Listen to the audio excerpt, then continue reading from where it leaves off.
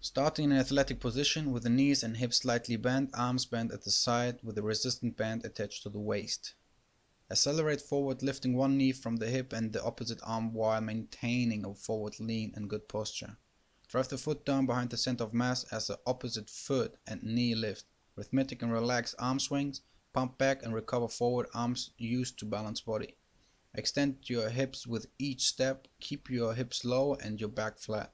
Maintain straight line posture, do not break at the hip, eyes focus forward and down, knees move forward and up to the chest, toes pull towards the shin, arms drive powerfully back and forwards, pocket to socket, opposite arm, opposite leg, strides as rapid as possible. Upton 2011 mentions resistance sprint training creates an overload effect such as the parachute, sled, harness, resistant band or weighted vest. The objective of the overload is to elicit a greater neuroactivation and to increase the recruitment of fast-twitch muscle fibers. Prior literature has suggested that resistant sprint training increases unloaded stride length and thereby sprint speed by increasing the muscular force output of the hip and knee extensors and the glute max. Erica swings her arms uncontrolled and excessively. Don't use full range of shoulder extension and flexion, ignoring the pocket to socket cue. She does have short strides, knees are not moved up to the chest, and she breaks at the hips.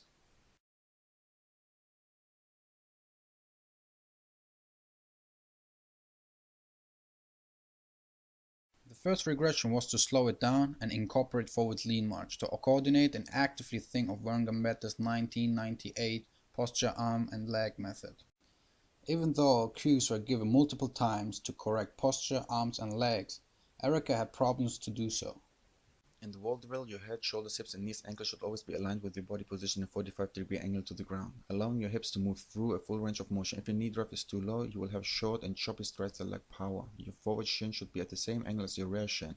If your shin is perpendicular to the ground, it will absorb your momentum and slow you down. Keep your feet dorsiflexed. This engages your Achilles tendon and calf muscles to help transfer energy from your powerful hips and thighs through your foot into the ground.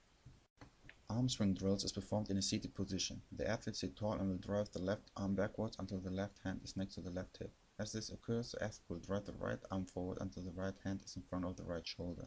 The athlete should continue alternating until the drill is terminated. A progression is to perform the same drill standing, then walking, and then jogging. Sisek 2005 explained during sprinting the arm act in opposition to the legs, serving to prevent upper body rotation, which could lead to a loss of balance and timing. When coaching the arm swing, the emphasis should be on avoiding the arms crossing the midline, which would contribute to upper body rotation. Having the hands travel from the hip to the height of the shoulder, driving the arms back forcefully. In elite sprinters, elbow angles will vary from 60 degrees in front of the body to 140 degrees in back of the body.